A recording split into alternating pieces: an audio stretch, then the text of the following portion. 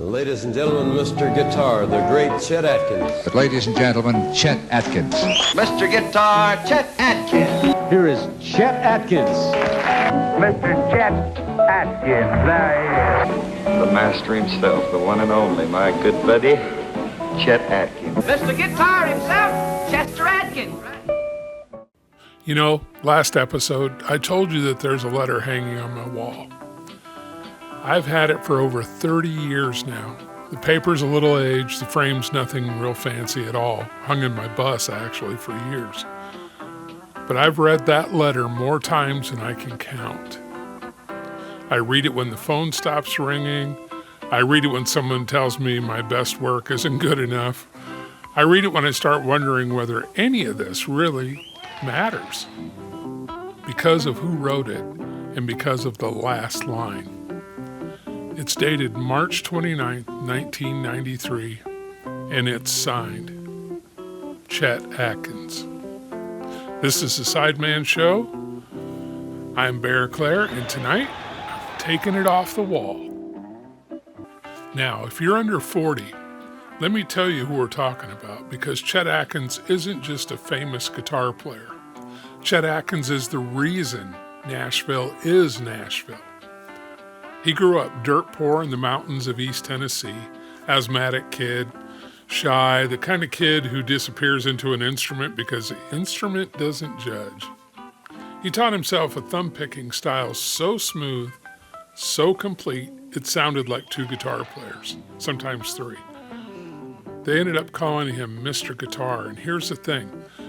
That was the smaller half of his life, in my opinion, because RCA in Nashville handed Chet the keys to their operation, and the shy kid from the mountains became one of the most powerful men in American music. He built Studio B. He produced Elvis Presley's sessions.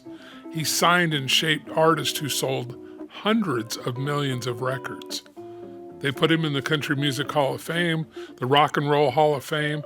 The man got letters from presidents. The man got letters from legends. Played with the Beatles. So you can imagine what it means when a working musician from Iowa, fat kid from Iowa, gets a letter in the mail from him. Hang on, I'll tell you how that happened.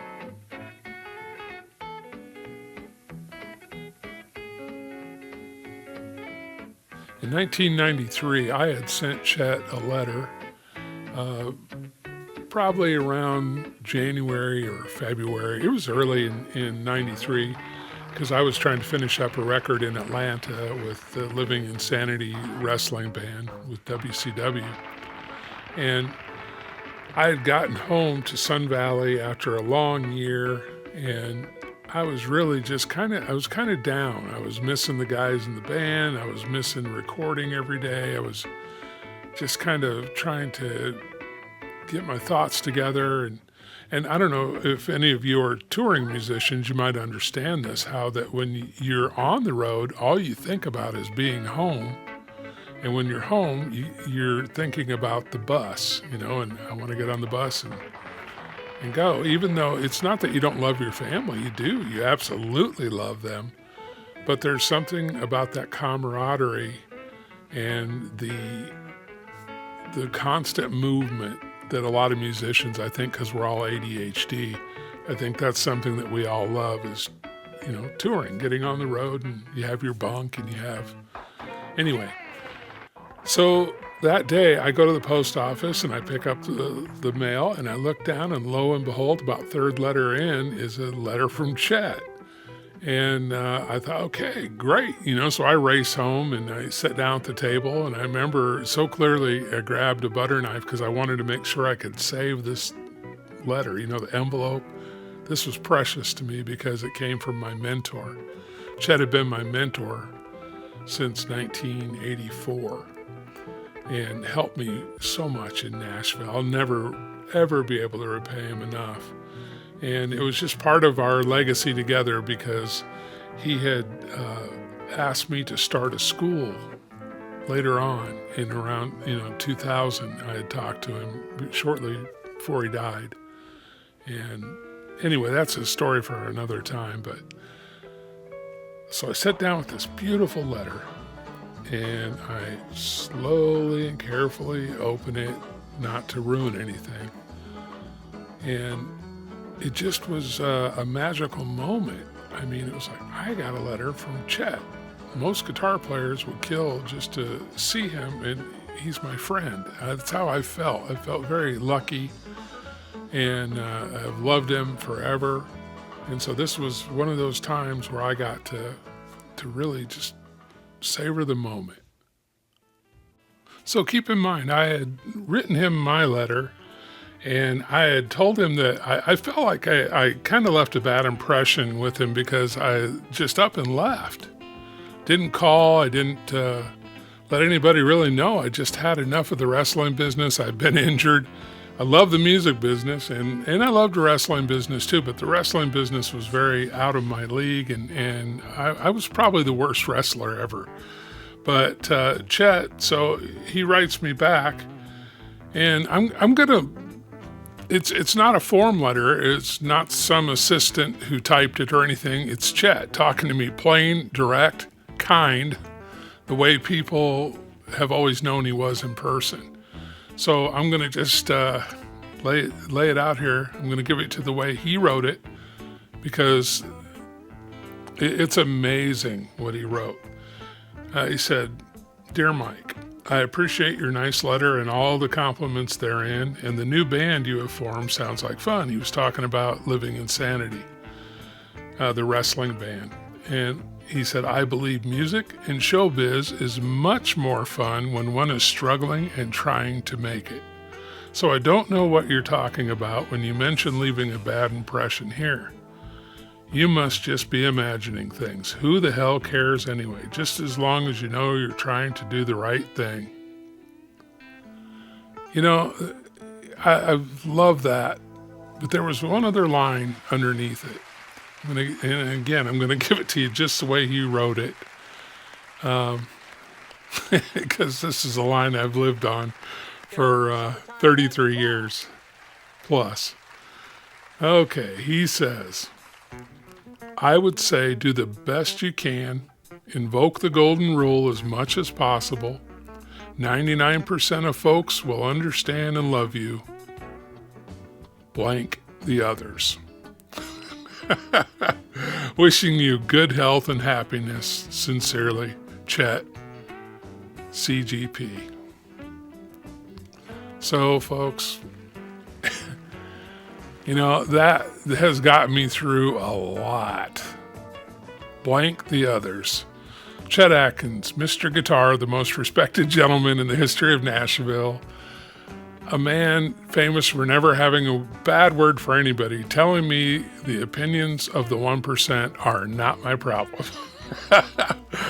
Oh, I miss him. Here's why that line hits a little different coming from him. You got to understand the background. Chet got rejected. Early in his career, he got fired over and over.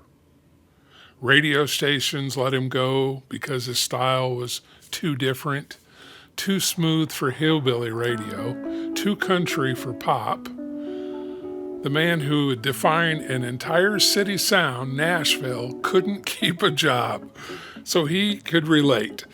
So when Chet says 99% will love you, he's not being naive. He's doing the math from the other side of the mountain. He knew the 1%. He'd been fired by the 1%. He built an empire anyway. And I think that's why he took the time to write a letter to a musician in Iowa, because somebody, somewhere, once made shy little Chester Burton Atkins from Luttrell, Tennessee, feel like he belonged in this business. And he spent the rest of his life paying that forward. One letter, one kind word, one nudge at a time. And there's so many artists I know, Steve Warner, John Knowles, Tommy Emmanuel, all of us, Ray Flacke, all of us have Chet stories that all fall into that, where he made you want to believe in yourself and just keep moving forward. Just keep at it. Don't stop.